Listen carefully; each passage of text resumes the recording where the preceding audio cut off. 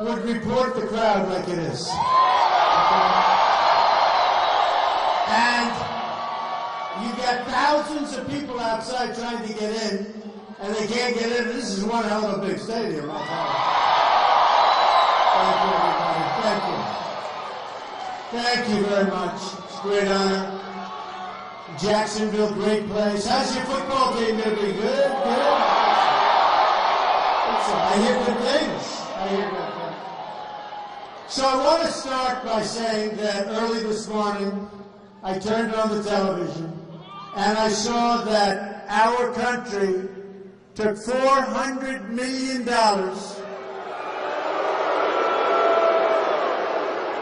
in cash, but different currencies, different places, different representatives representing those places took $400 million, put it in airplanes, and flew it over to Iran. And folks, how stupid are we? How stupid are we? What's going on in this country? How stupid are we? And then you say, I wonder what happens with that $400 million. I wonder who ends up getting it, right? I wonder who ends up getting it. So sad. And people tried to stop it, and a lot of people, you just wonder, who's making decisions like this where you take $400 million, they put it in small containers, and probably pretty large containers, actually, and they bring it over to Iran. And you say, who's making these decisions? Whose decision is that? That's all emanating from one of the worst deals ever made in this country, the deal we made with Iran, and that probably was hostage money to get hostages out for $400 million because it was exact timing. Our leaders are incompetent.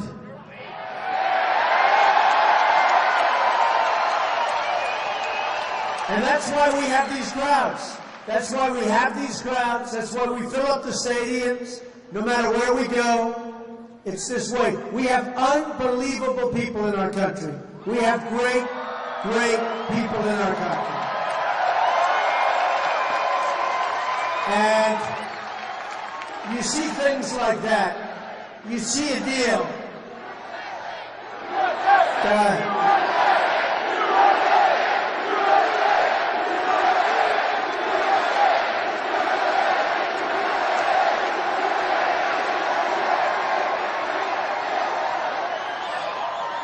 By the way, speaking of great people, speaking of our best people, we have, and I just visited with some incredible folks. I have no idea where they're sitting, but I know they have a good location.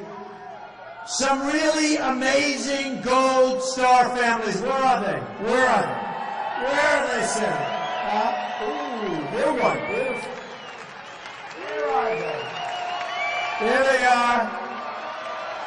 Incredible people. Incredible people.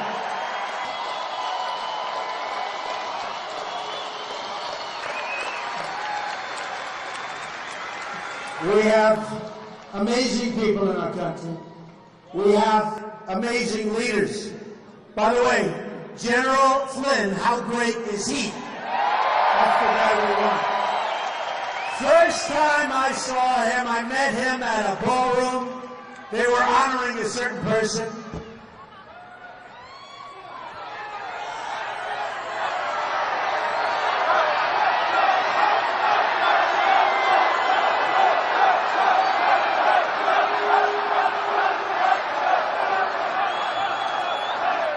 Never changes. It's getting better because Bernie's not here. Nobody has any spirit for Hillary. Nobody has any spirit for Hillary. Nobody. But General Flynn, I met him at a ballroom because somebody was being honored. You know who it was? It was me. And from the day I met him, I was impressed. He's tough, he's smart, he's great. And we're going to get people like that very actively involved with us. Very actively. So I want to thank General Flynn for being here. So So this is the way we wake up in the morning, and every day it's something else. And it goes to show what's happening with our country. We're not going to let it happen anymore. We're going to get elected November 8th. Remember that. November 8th. And this is going to be a very important night. You know, we're here together. It's a family. It's a family. And you know what it is? It's a movement. This is a movement. There's never been anything like this. And it's a movement against a lot of things. Our biggest obstacle is the press. They're so dishonest. They're totally dishonest. These are really bad people. Let me I'll give you an example. And I have to say, our campaign is doing so nicely. We are running so. We have some of the finest people in our campaign. They are doing great. Look, here's what I just was handed 2 minutes ago. Dishonest liberal media, CNN's New Day, covered anti-Trump stories, 200, of which there really shouldn't be any, okay? You know, yesterday, speaking of it, a great gentleman, a great gentleman, met me backstage in Virginia. We were in Virginia. Same thing, sold out, packed house. We had to send 5,000 people outside, couldn't get in. And this gentleman, an amazing guy, came to see me backstage.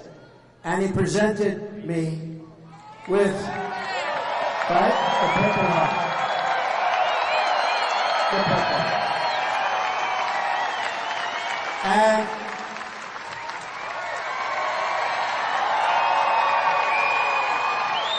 And an amazing man. And he said, Mr. Trump, I want you to have this. I said, but is it yours or is it a duplicate or you're not giving me? He said, I want you to have it. You're the one to lead this country. I want you to have this. And Lieutenant Colonel, he's a Lieutenant Colonel. An amazing guy. And I took it and I said, I can't believe this. It's really one of the most beautiful things that I've ever received. And from the heart. So much from the heart. So much from the heart. And then the next day I see where the media is saying, it's a replica, it's this, it's that. And it turned out his son was with him. He was a wonderful young guy, and his son was with him. And his son called, and he was absolutely so upset that those things were said, false stories, that they were said. And actually, ABC, Tom Lamas is probably back here someplace, but he covered it very nicely. And he spoke, and they talked about it. And it actually was his heart. I mean, you know, it's what it is. His Purple Heart.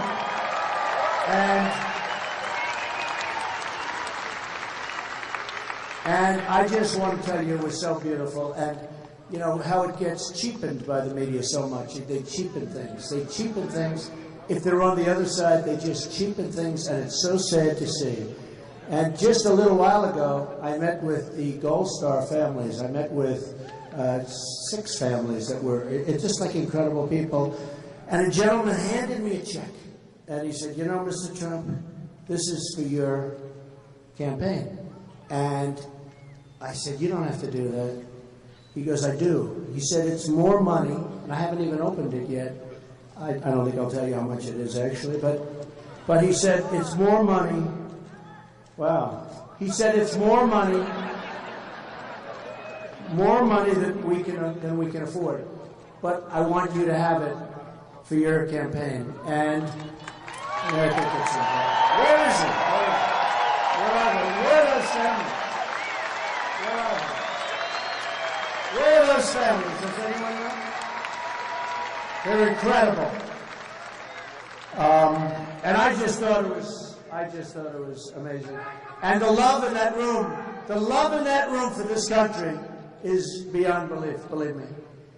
Gold Star families, the love in that room was so incredible. So, you know, it's been an amazing period of time for me. The people of this country are so incredible. Now what we need is leadership. Okay? Now what we need is leadership. So listen, dishonest liberal media, CNN's New Day covered anti-Trump stories, of which, honestly, they're mostly false, okay? It's like the commercials. You ever see these negative ads? She's done, Crooked Hillary's done hundreds of millions of dollars of commercials. We haven't started yet. I think I've spent zero, and we're doing nicely.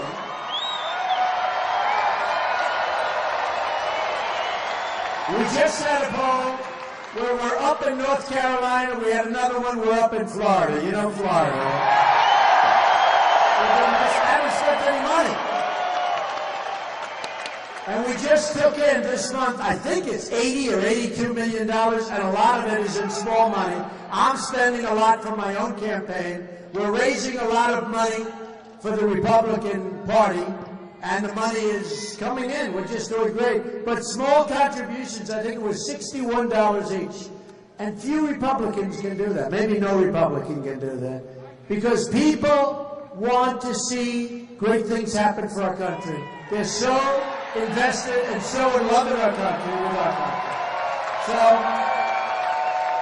But we have a problem with the media.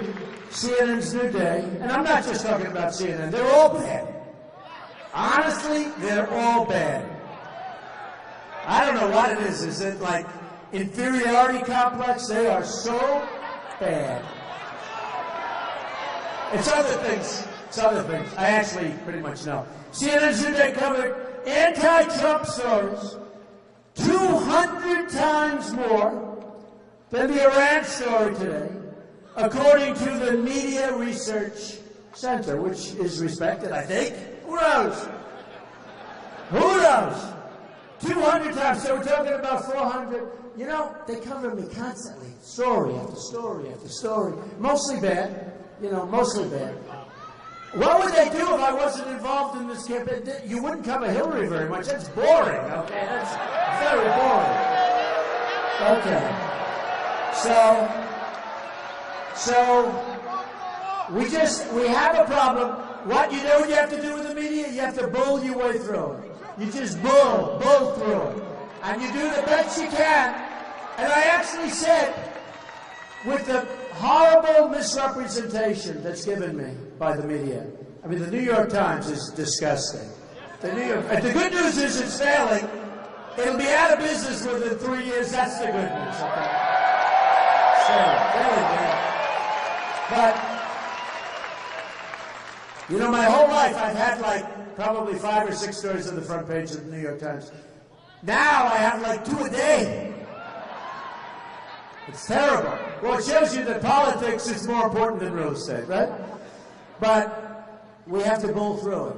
And the amazing, look at this arena. If I would read my press, the phony press, the lying reporters, the disgusting people that work for the media, if I would read it, I'll tell you how many people. We have 16,000 people right now, and we have thousands outside. If I would read my press, you know what I'd say? I'd say we wouldn't have 40 or 50 people here. I really mean it. How do all these people? You know why? Because the people are smart. The people are smart. Yeah. So true. So I just think it's an amazing thing. We're on a journey together. It's a journey like has never taken place in this country, actually. They say, what do I know? That's what they say. They say a number, Bill O'Reilly, a number. Large number of those people, even if they dislike Trump, which they all do just about. But a large number of them said this is the single greatest political phenomenon they've ever seen. And they're like that.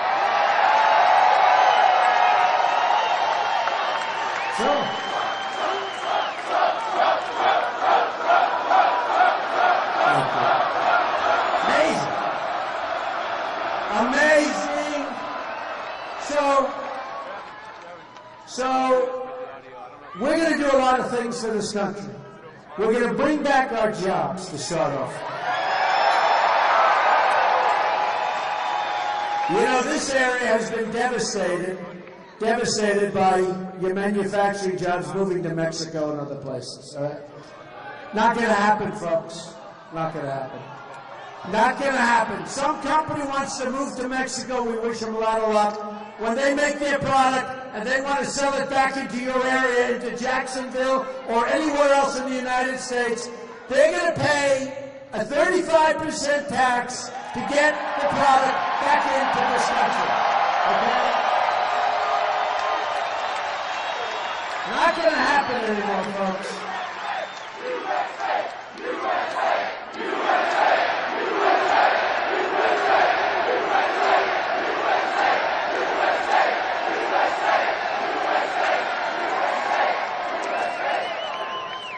I have a lot of friends that live in Jacksonville. I know why.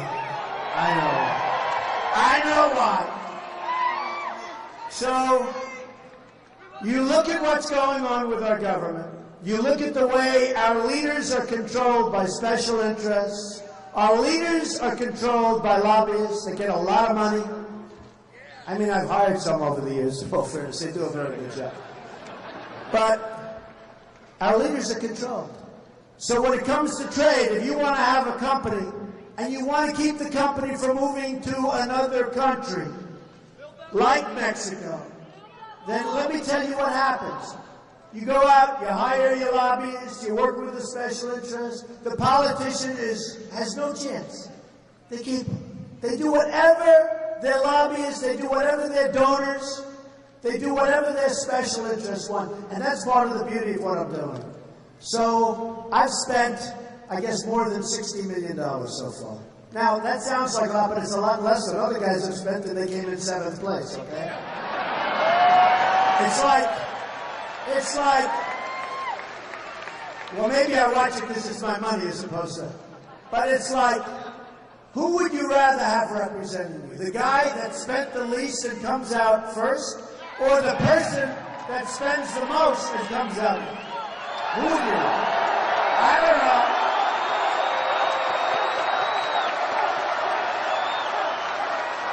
know. I think I know the answer. So, if you look at your area, you need the one that comes out first. Hillary, by the way, her husband signed NAFTA, the single worst deal, maybe in the history of trade, but certainly in this country. Okay? Bill Clinton signed NAFTA. He cleaned you out. He cleaned New England out. He cleaned New York State out. He cleaned Ohio. You got to see Ohio, parts of Ohio. And by the way, we're going to take care of our miners. We're going to take care of our steel workers. We're going to take care of people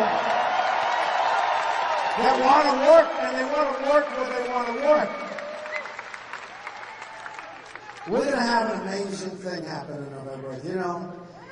So Brexit, you probably saw what happened. So I called it right. I got 0 credit, but that's okay. Everybody was saying, oh, they'll never break up the UK. They'll never break up. They're never going to leave, right? They're never going to leave. The UK will never, ever leave. Well, guess what? You know what happened?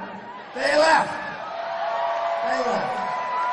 And I think the gambling odds were 20%. And they came up and they asked me, what do you think's going to happen? They're going to leave. Everyone said, why are you so sure? Because people don't want to be forced to take all these people in. You have the people coming from Syria. You have people from... Look at Germany. Look at what's happened to Germany. It's a total and complete disaster. Okay? A complete disaster. You look at what's going on in France. A friend of mine, I hate to say this, I like France, but a friend of mine goes to France every year. Said, how was France this year? He said, France is no longer France. I don't go there anymore. It's no longer France. That's no longer France. City of Lights. No longer France, folks. So Hillary Clinton wants to bring people in by the tens of thousands into our country that we don't know who they are,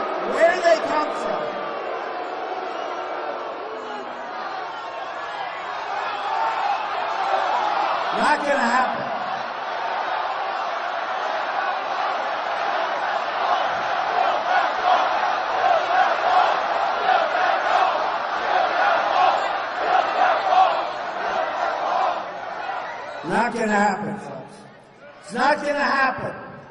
We have enough problems. Soon we're going to be at $20 trillion in debt. Our debt has doubled under Barack Obama, who is grossly incompetent, who is a terrible president, and he is grossly incompetent. He doesn't know what the hell he's doing. Obama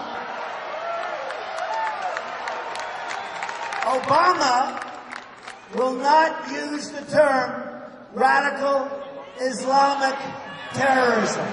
He won't use the term. He'll give a speech that lasts for half an hour explaining why he shouldn't use the term. In the meantime, when I met with those incredible families backstage, they want that term used, and they want to wipe out the problem because we have a big, fat, horrible problem. We're going to knock it out.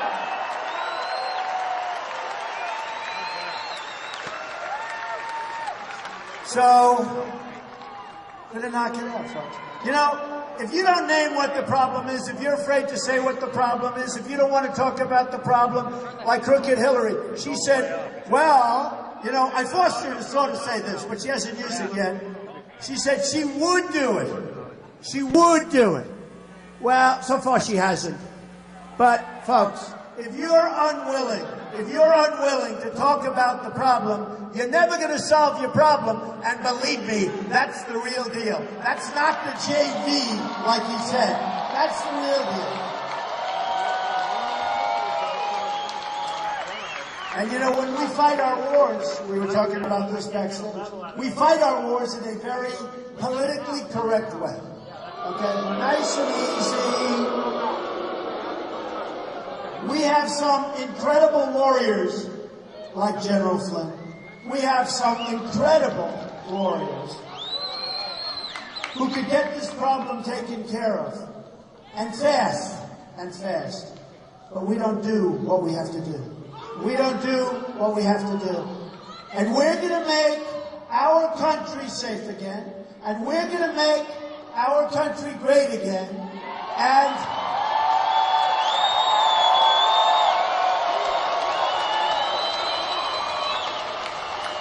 we're going to have law and order.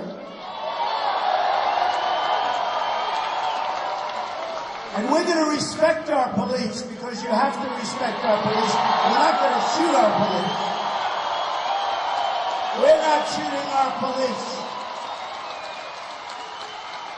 It's never been so dangerous to be a policeman or woman. It's never been so dangerous. When you look at Dallas, when you look at all of the different places. 2 weeks ago in my speech, I named all these different cities where police people have been killed. Policemen, policewomen, they have been killed. Viciously, brutally killed. And the reason they were killed, they're doing their job. It's going to stop, okay? It's going to stop. We're going to be law and order. It's going to stop.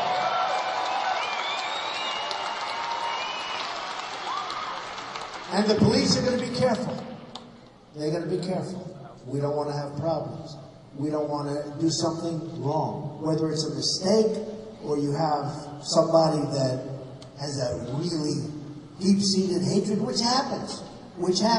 You know, the biggest problem that we have, the police will do 100,000 unbelievable things. Nobody talks about it. If there's one mistake, whether it's intended or not intended, one mistake, that mistake is broadcast on the newscasts for weeks. And we can't make those mistakes. We can't make those mistakes, and we're not going to make those mistakes. But our police, we have to cherish our police. We wouldn't be here tonight without our police. We wouldn't be here tonight.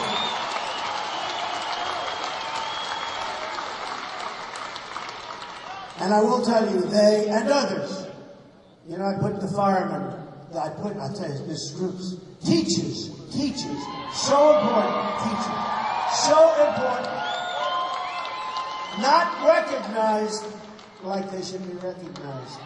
And by the way, speaking of teachers, We're going to get rid of Common Core. We're going to bring our education level.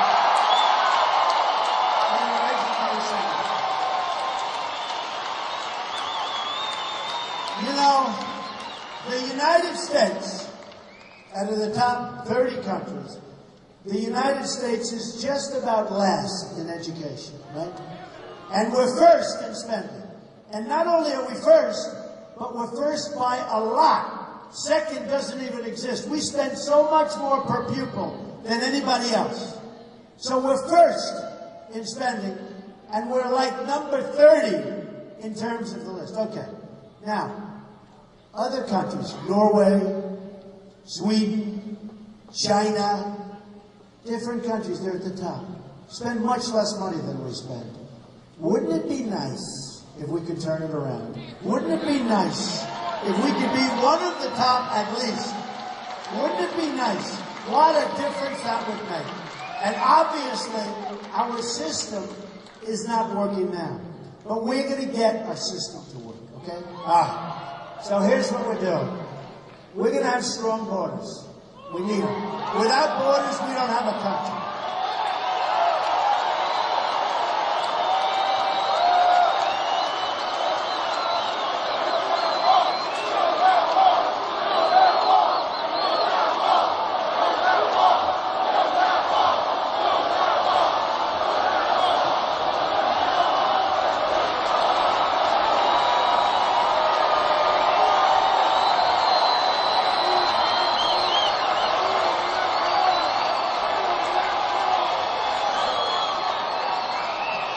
We're going to build a wall, folks.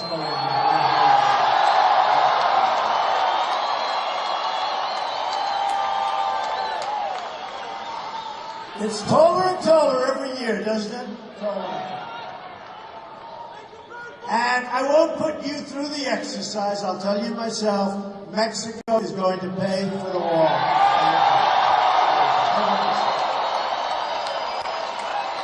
You know, I was on the stage not so long ago with some of the very good people, very talented people, some of the Republican candidates, and we were fighting over different things. You know, it's pretty vicious, they say, right? They say it was pretty vicious. They say it was the most vicious yet. Okay, the most vicious. That's not a good thing, but it's the way it is. Some people still haven't recovered, okay? But, well, I think this is more vicious because the press is more dishonest now than I've ever seen. So I actually think this is more vicious. I'd have people come up to me. I'd have people come up to me, good people, politicians, they come up to me. You don't really mean, you know, after the debate. They say, you don't really mean we're going to build a wall. And they'd say, how do you do that? And they'd say, we could start with precast plank, right? I'm so good at building. I'm so good at building. You know, we're building the old post office on Pennsylvania Avenue, right? We're 1 year, and we're actually more than that, but that's okay. We're 1 year ahead of schedule, significantly under budget, and the deal is a much more beautiful deal than we even envisioned. Higher quality materials, marbles, everything. And I just left a place, a great place I won't mention because it's a great city. I love the city. I was there 2 days ago. They have a hospital, a veterans hospital, that's $1.2 billion over budget. Think of it. $1.2 billion over budget. It's not even that big a hospital. I looked at the building. I said, $1.2 billion? They should build it for 1/3 of that, let alone. This is over budget, and that means it's going to be much higher than that. So we're going to put things in place. There are ways of building roads, bridges, hospitals, airports. You don't have to have cost overruns. We have massive, massive cost overruns, and we have to rebuild our country. Our roads are old and tired. I have a friend who's in the trucking business. He's one of the biggest guys in the trucking business. Good guy. And he said, Donald, is there anything we can do about the roads? I said, why? What's the problem? He said, there are so many bad spots. They call them bad spots. I call them potholes, right? He said, there are so many bad spots. And this guy has this incredible equipment, these beautiful trucks, the best, the best. He said, I'm destroying my equipment. We're going down those highways at 60 miles an hour, and we're hitting areas that just destroy these trucks. I say, have you ever seen it like that? He said, I've been doing this business for 40 years. It's never, ever been like this, okay? We are going to shovel ready. He said shovel. Shovel ready. Another Obama beauty. Shovel ready. Let's spend $1 trillion. We're shovel ready. I don't know, has any job been built? You know, shovel ready. Another Obama beauty. But he said that. I have another friend. Okay, I have a lot of friends. I have another friend. He builds plants, right? Not the kind that grow out of the ground, the kind that are like rectangular and all. Big ones. Big, big, big, big plants, the biggest. And he's just about the biggest in the world. And he builds them in the United States and he builds them in other countries. And I saw him not so long ago. I said, how are we doing? He said, I'm doing good. Company's good. I said, well, what's going on? Now, if this guy had to build an apartment, he wouldn't know where to begin, right? But a plant to build, 1 million cars a year or whatever the heck they do, he has no problem with that. That's the greatest. He's a great guy, really talented guy, a brilliant guy and builder. So I said, so how are we doing? He said, not good. I said, how is your business? Great. I said, how does that work? He goes, you got to see what we're building in Mexico.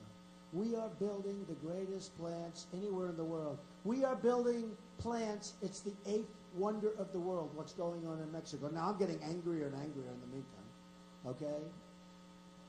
We are building plants in Mexico. So I said, how are you doing in the United States? Not good. Not good. They're moving out of Michigan. They're moving to Mexico. They're moving out of Jacksonville.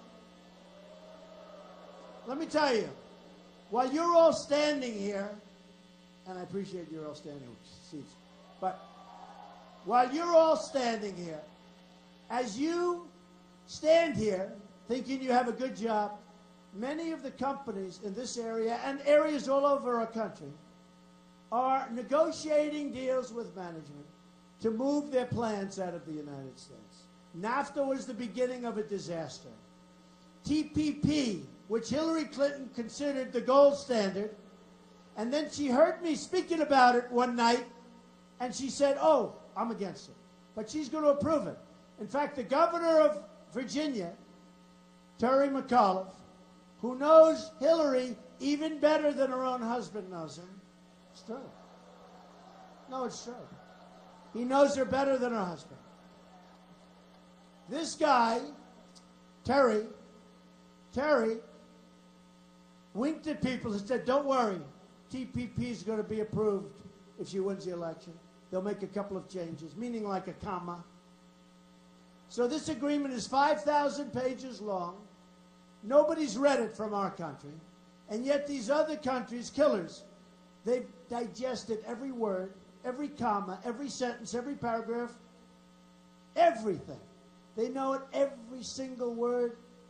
We don't have anybody that has even looked at it. Remember Obamacare, 2,500 pages. Do you remember Obamacare when nobody read it? Nobody read it. Obamacare will be repealed and replaced, okay? 100%. 100%. Nobody read it. Remember that? Not one politician, nobody read it. And you remember the guy that came out of one of the schools, Harvard, Yale, something? Do you remember the guy's a wise guy? And he thought he was in Friends, but they had the little cell phone camera on. He was among friends, but the friend certainly did a number on him and turned him in, and he was saying it's a whole joke, right? This was the designer of Obamacare. This was the man that sort of created Obamacare. And that's exactly correct. That's Harvey. That's exactly correct. So remember, we tend to forget all these things, but we'll bring them up. But here you have a guy that said it's a phony deal, and yet we keep it. Remember this. On November 1st, new rates are going to come out. They're going to be astronomical. In Texas, going through Blue Cross Blue Shield, they just had an increase of 60%, 60%. New rates are coming out on November 1st. The president wants to have that date delivered after. He wants it to be after, anytime after the election. because it's election defying. The number that you're going to have to pay for your health insurance is going to be such an increase that it is election changing. Now, maybe I don't want the election changing. Maybe I want it to be just the way it is. But it will send ripples through our society. It'll send ripples through our country. We can't let them delay. You know, they want to make that December 1st instead of November 1st. The election is on November 8th. When those numbers come out, it's going to be catastrophic. It's going to fail of its own volition. The country can't afford it, and the people can't afford it. Number one, the country can't. Number two, the people can't. It's got the double whammy. We will come out with something that will be so good, so much less expensive, so much better. It will be wonderful. We're going to take care of everybody. We're going to take care of everybody.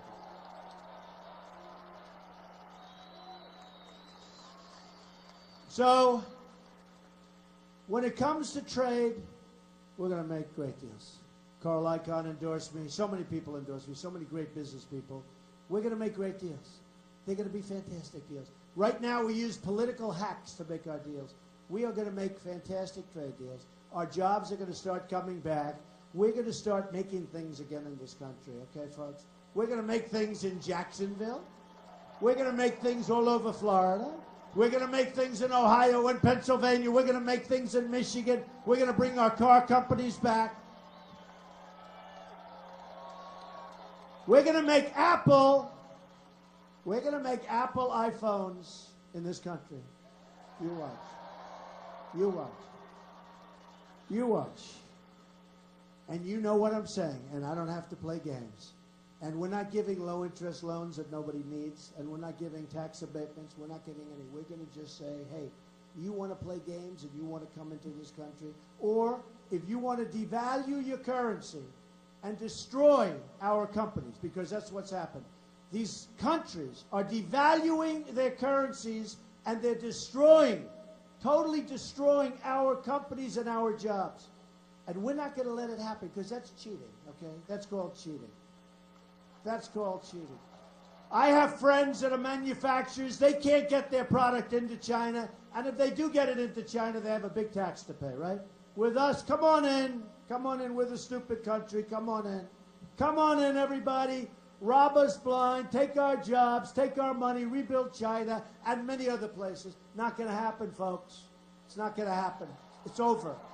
It's over. We're not going to have trade deficits of $500 billion a year. We're not going to have a trade deficit overall of $800 billion a year and going up, okay? Almost $800 billion trade deficits, okay? Why does that have to happen? Why does that have to happen? So we're going to turn it around. We're going to turn it around. We're going to bring our jobs back. We're going to bring our manufacturing back. We're going to get you your other jobs. Remember this. One of the reasons that we have these full stadiums, this is beautiful. One of the reasons that we have these full stadiums is because many people in this room do not raise your hand. Do not raise your hand. You've been working harder now than you did 18 years ago. You made more money in real wages 18 years ago than you make today. And now, largely also due to Obamacare, you're working 2 jobs instead of 1. We have part-time workers all over the place. The phony 5% number, it's a phony number. Because what happens is when people stop looking for a job because they give up, after 4 or 5 months, they can't find it. They stop. They're considered statistically employed, okay? So your real number is close to 20% unemployment.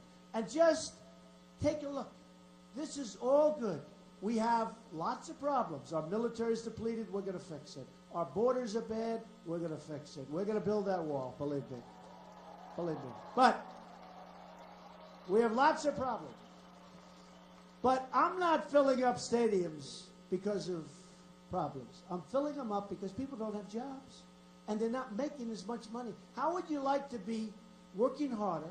You're older. You're not feeling as good. Although, I sort of feel as good as ever. I better knock on wood. I think I feel better now than I did 25 years ago. You're inspiring me. You're inspiring me. I have a friend who said to me the other day, because I spoke at, I guess it was 71 minutes, it's a long time, at the convention. The Republican convention, which I actually liked it though. Didn't my kids do a good job? My wife, my kids?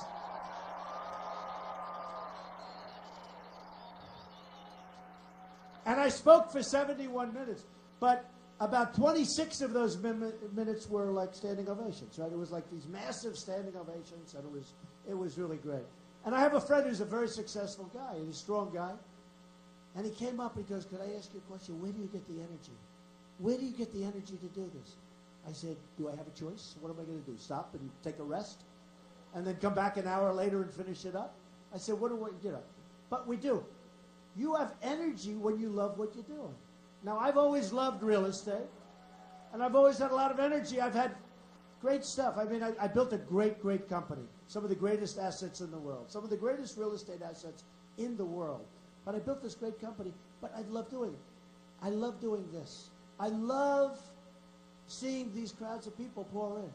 And I want to do, you know, somebody said, "Why are you doing it?" And I say, because, seriously, we're going to make America great again. It's going to be easy. It's going to be easy. It's going to be easy. That's why I'm doing it.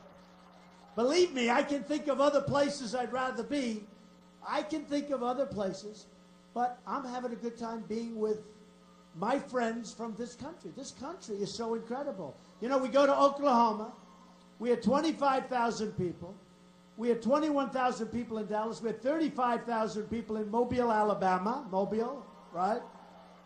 We get these massive crowds. And another friend said, "How do you do that? How do you speak and you don't even have notes, or you don't even look down at your notes when you have, and you don't have a teleprompter, right? You don't have a no. And teleprompters are all right for certain types of speeches. You know, when you have a serious policy speech, I guess it's okay. But you don't have a teleprompter. Did you ever see Hillary Clinton? If she speaks in front of 24 people, she's got the teleprompter. Sure.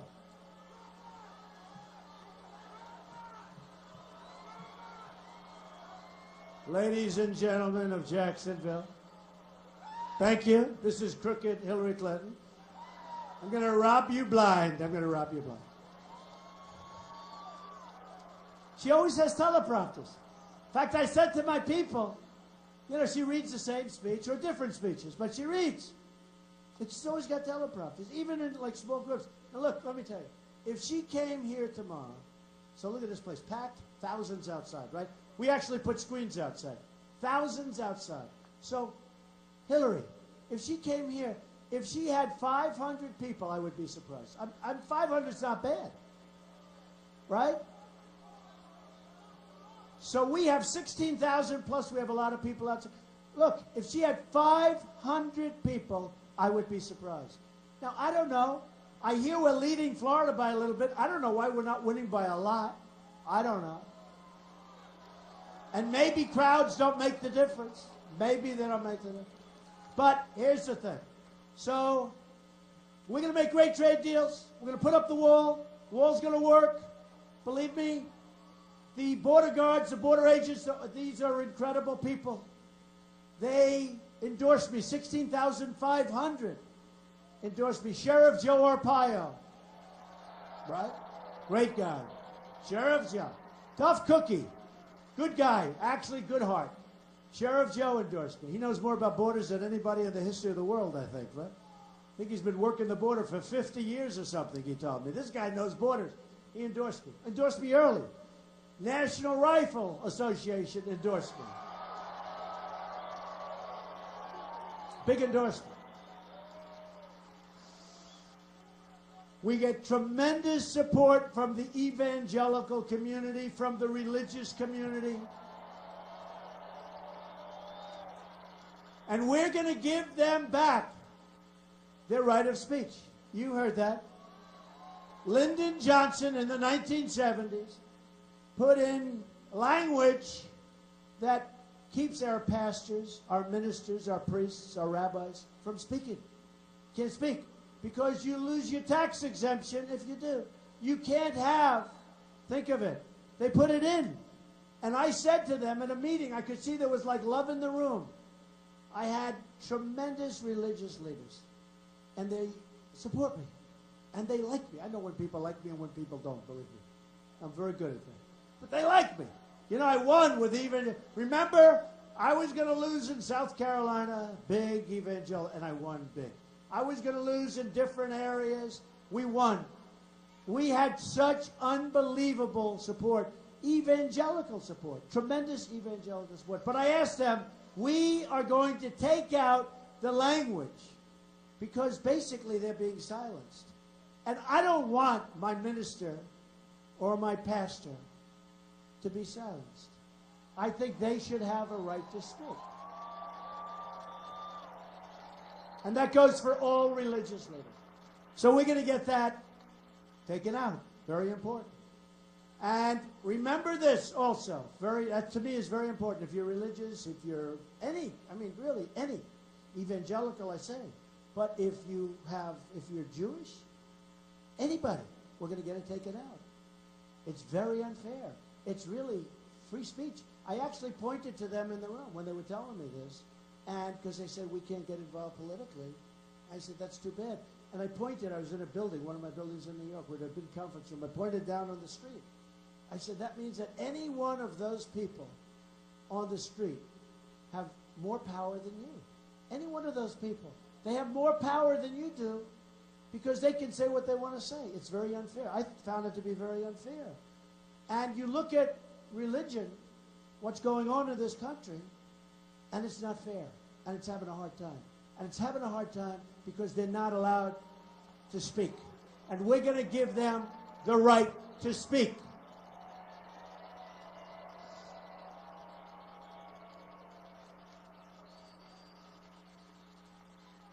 So you got to go vote. And I have to tell you, the last time, evangelicals did not vote. If they voted, it could have been a much different election. They did not vote.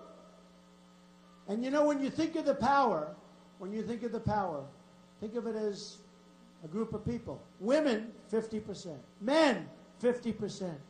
Religion, probably like 80%, 80, 85%. Think of the power.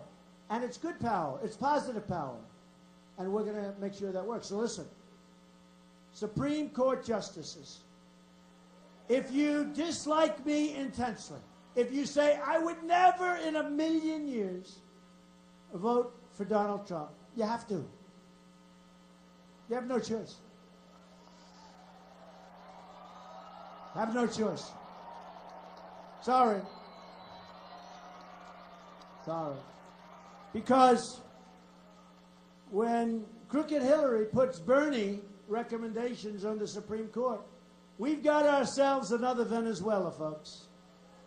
We're going to have a Venezuela, and it's going to be bad. So you have Justice Scalia, and I put together a list from Heritage, from some of the great groups, right? From some of the great, great groups. We put together a highly recommended list of high quality, the highest quality judges. And we picked 11. Possibly we'll put 4 more. We'll have 15. I'm going to pick from outside or inside of that group.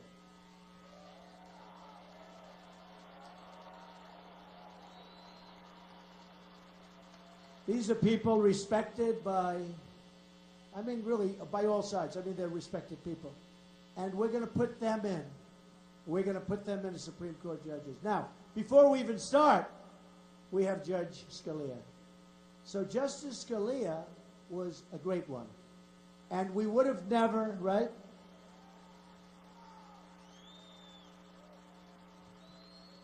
We went to the Federalist Society, highly respected people. That's what they do, more than anything, what they do.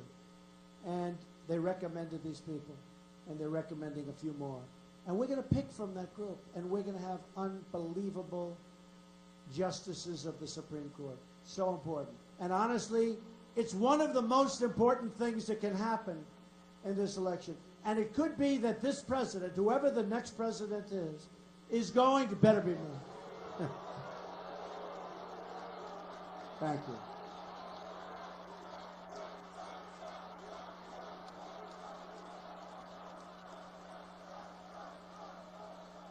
It could be that our next president, and hopefully it will be me. You have to go out and vote on November 8th or it's not going to be me. But it could be that this president will have 3, 4, and maybe even 5 choices. It could break the all-time record for choices during a 4th term, because that's the way the cards seem to be falling. So it looks like it's going to be a minimum of 3. I mean, on your first day, you have 1, because you're replacing Justice Scalia. So important. You have to do that. You have to do that. So here's what's going to happen. Here's what's going to happen. Our country, thank you. He says you're going to win, but the country doesn't win.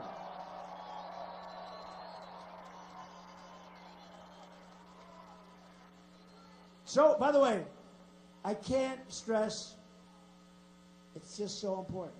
You have to go. You have to do it for that reason. You have to do it for that reason. Now, thank you very much. I appreciate it. Thank you for your sacrifice. Thank you. Who said that? Who said that statement? Somebody in there. Very nice. Thank you very much. That's very nice. Well, it is a sacrifice. Look, we're all making sacrifices. We want our country to be great again. Look, we don't win as a country. We have a depleted military. We have great people. We have a depleted military. It's been starved for money. At a time when we just about, in our history, need it the most, right? We have people out there that want to do tremendous harm to us. We have leaders that are incompetent. We have leaders that don't know what they're doing. I'll give you an example. I said about NATO. I said, well, wait a minute, it's obsolete. Everybody laughed. They thought it was funny. Thank you.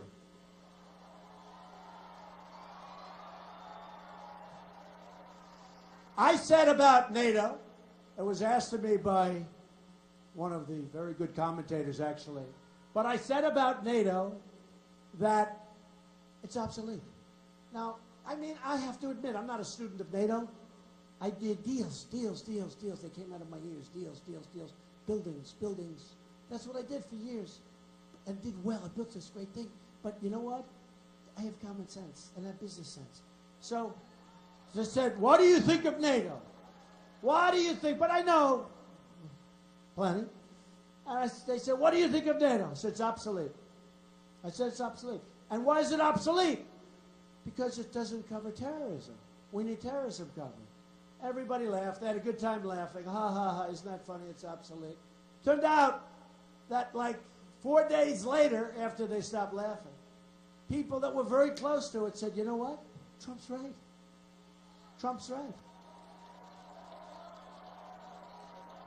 And then a few weeks later, on the front page of the Wall Street Journal, there was a big story.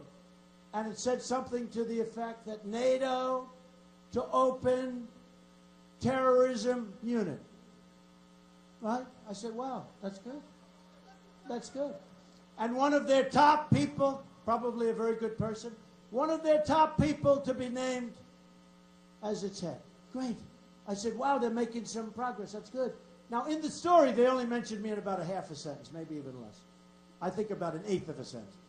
They said something like, Donald Trump wasn't happy. Okay, that's fine. At least they mentioned me. Normally, they don't even.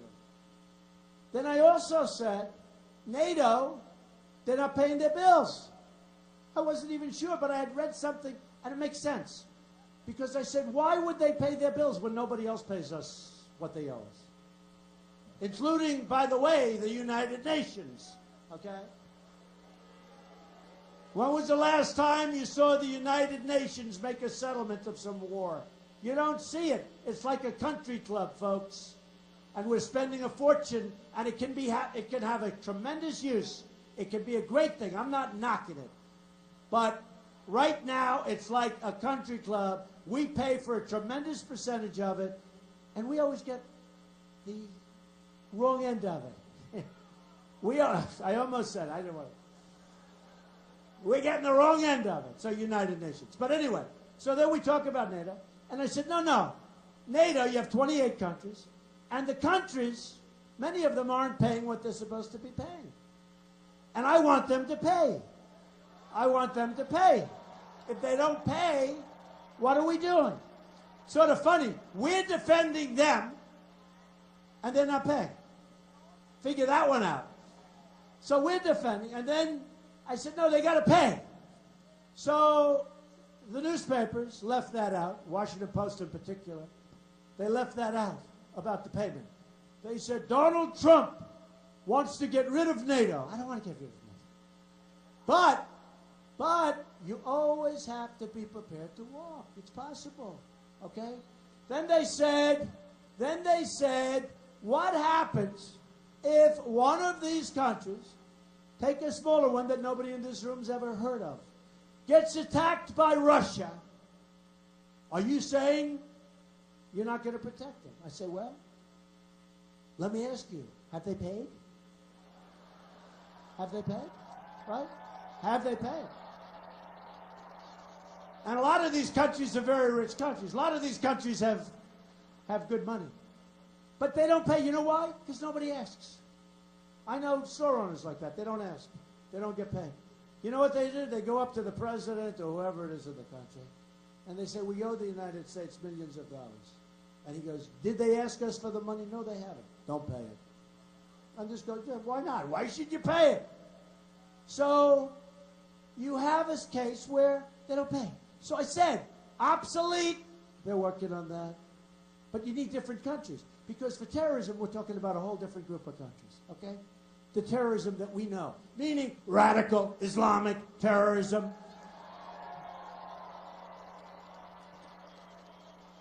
So we're going to save. Unfortunately, they're going to pay. And if they don't, sorry. Then the people would say, the stupid people back there, they say like this. They go like this. They go, but we have a treaty to protect these countries. We have a treaty.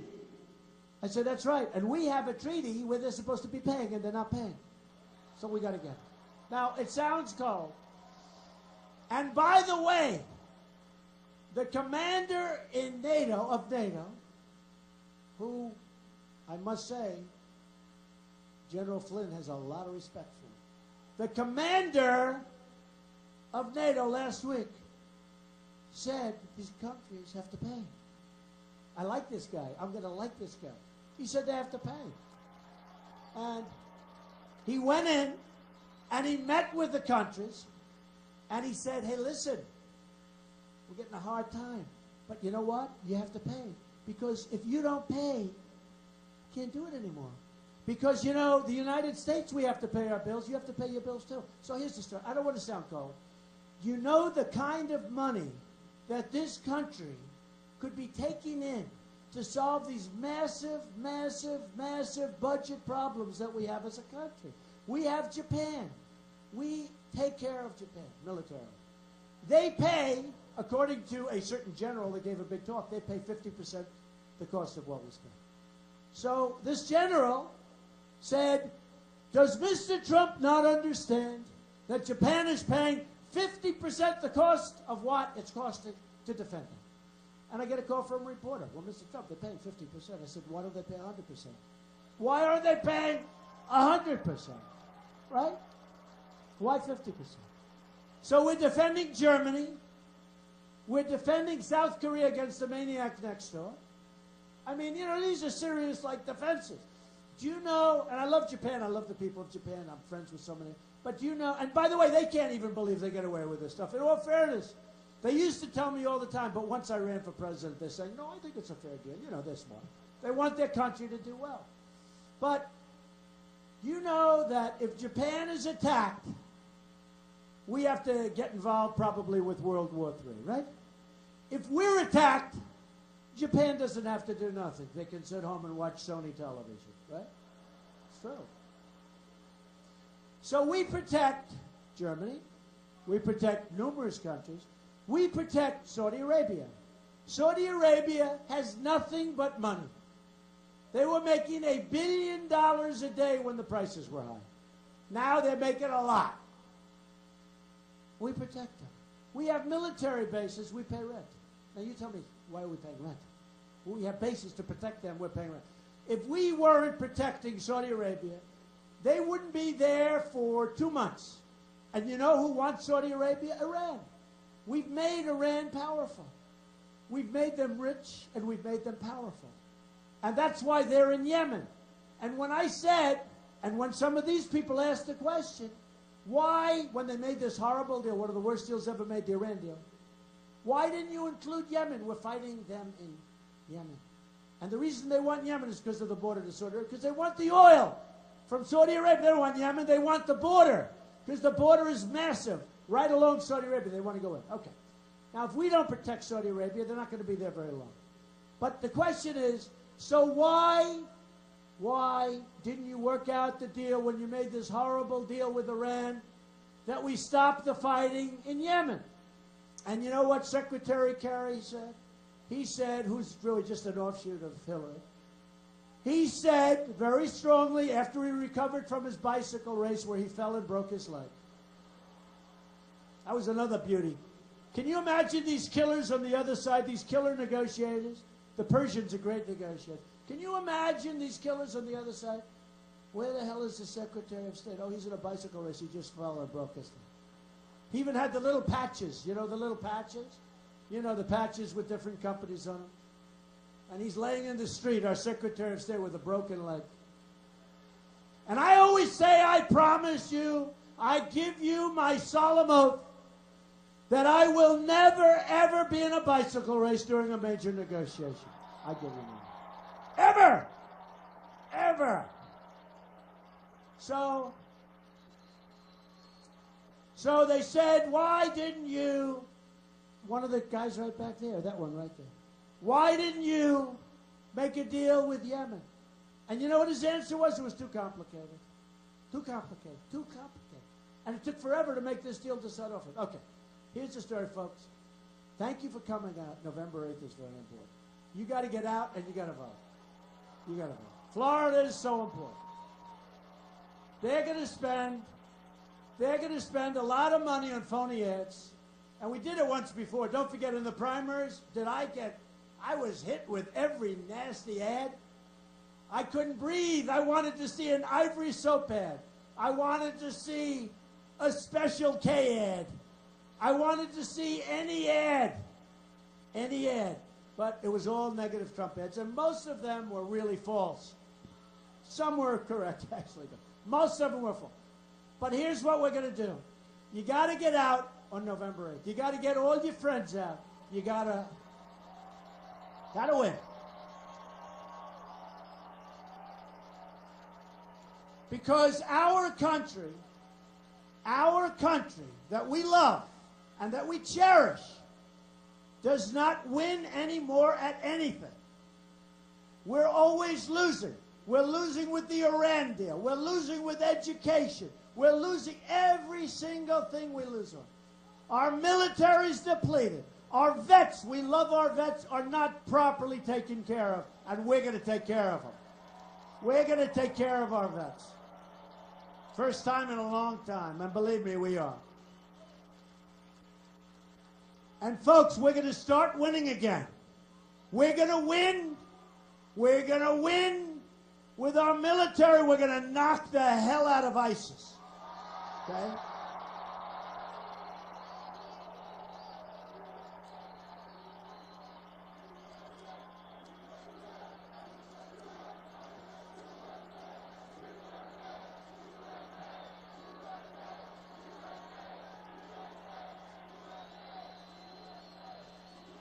We're going to win for our vets. We're going to win for our vets. We're going to win at the borders. We're going to have people come into our country. We're going to have millions of people come in, but they're going to come into our country legally. We're going to win on our border.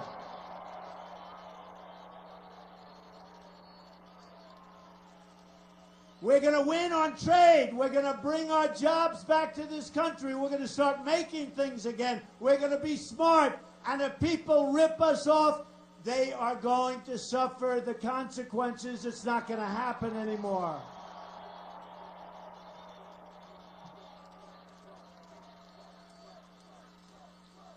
We're going to protect our Second Amendment. We're going to get rid of Obamacare and replace it.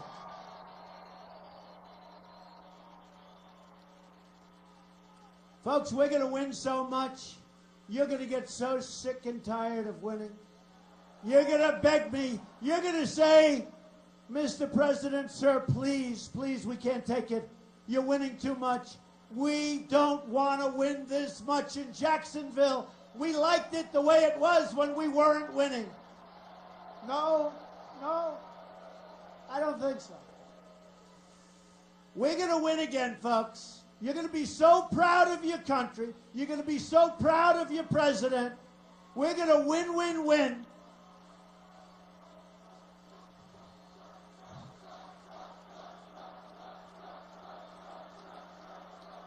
Incredible.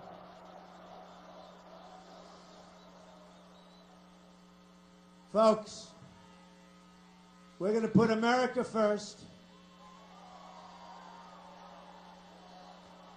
We're going to make our country safe again. We're going to make our country great again, as sure as you're standing here.